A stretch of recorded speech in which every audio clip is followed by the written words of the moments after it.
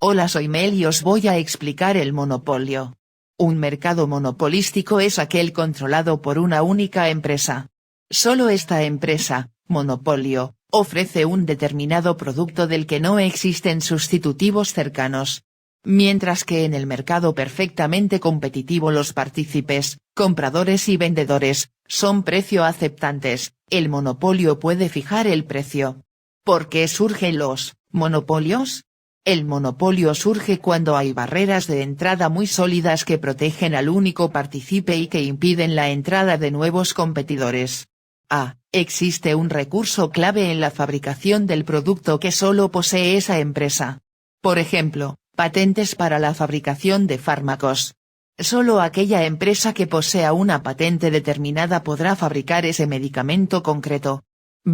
La empresa posee la única concesión otorgada por el Estado para producir un bien determinado. Por ejemplo, el Estado concede a una empresa la exclusividad de la distribución del gas en una determinada zona. La estructura de costes de una determinada industria hace que un único productor de gran tamaño sea más eficiente que un conjunto de empresas menores.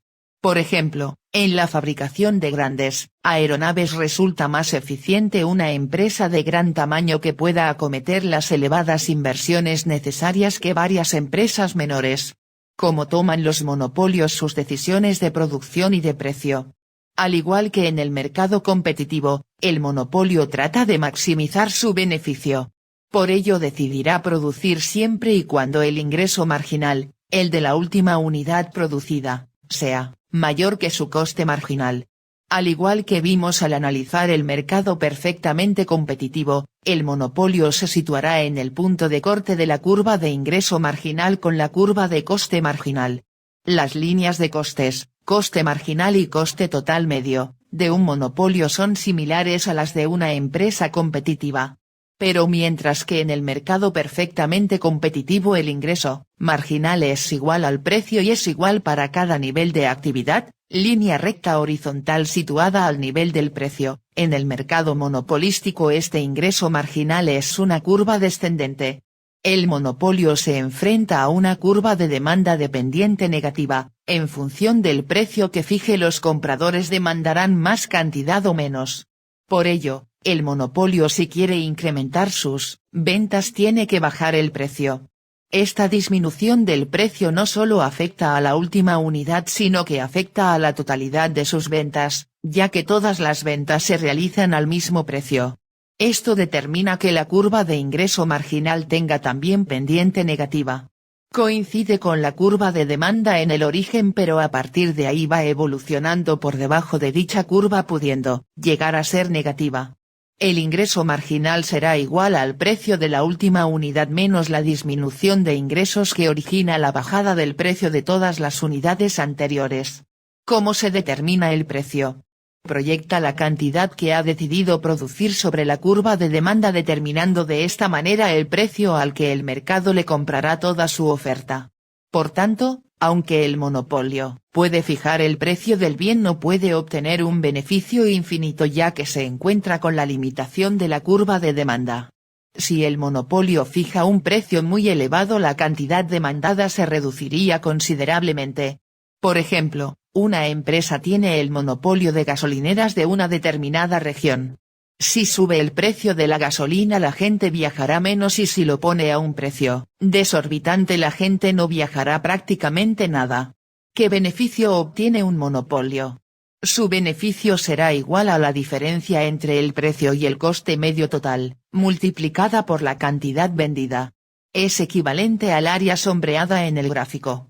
Mientras que en el mercado perfectamente competitivo el beneficio desaparece a largo plazo, el monopolio es capaz de obtener beneficio a largo plazo ya que no se da el juego de entrada y salida de empresas que es el que determina ese beneficio nulo.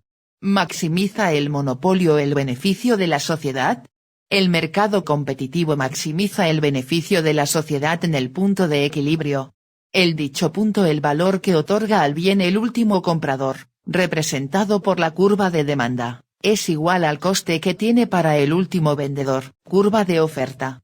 En el monopolio, en el punto de equilibrio, punto de corte de la curva de ingreso marginal y del coste marginal, la curva de demanda, representa el valor para el comprador, es superior a la curva de coste marginal, coste para el productor.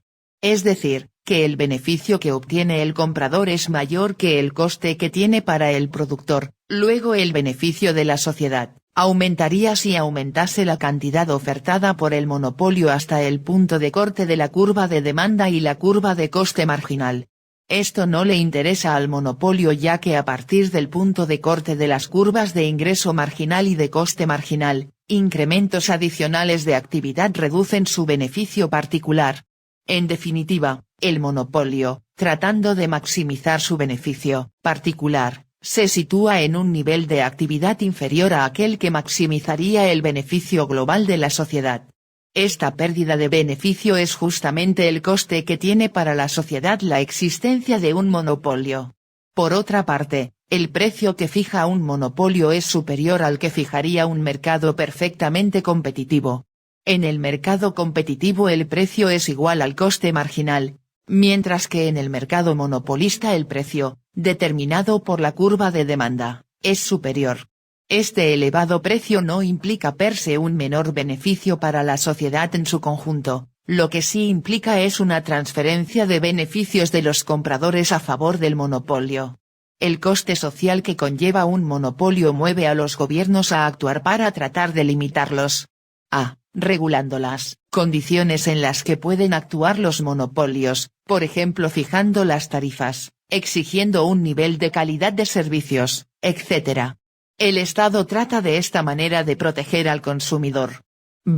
Tratando de romper la situación de monopolio, permitiendo el acceso al mercado de nuevos competidores, otorgando licencias en sectores regulados, obligando a las empresas monopolísticas a realizar desinversiones para disminuir su control del mercado, fijando límites máximos de cuota de mercado que una empresa puede controlar, prohibiendo determinadas operaciones de concentración empresarial, etc. Nacionalizando algunos monopolios, para que sea el Estado quien los gestione en condiciones más favorables para los consumidores. Discriminación de precios. Algunos monopolios tratan de aplicar una política de discriminación de precios que consiste en vender el producto a distinto precio en función del tipo de consumidor. Se trata de venderlo más caro a aquel tipo de consumidor que valore más el bien y que por tanto está dispuesto a pagar un precio más elevado. Y venderlo más barato a aquellos otros que lo valoren menos o que tengan menos recursos y que están dispuestos a pagar menos por el bien. El monopolio trata de diferenciar dentro de los potenciales compradores distintos subgrupos en función del posible valor que puedan darle al bien. Si la empresa no realiza discriminación de precios tendrá que venderlo el producto a todos los potenciales compradores al mismo precio. Si el precio es elevado el monopolio perderá las ventas a aquellos potenciales compradores que menos valoren el bien, mientras que si el precio es bajo el monopolio perderá los ingresos adicionales de aquellos potenciales compradores que estaban dispuestos a pagar más.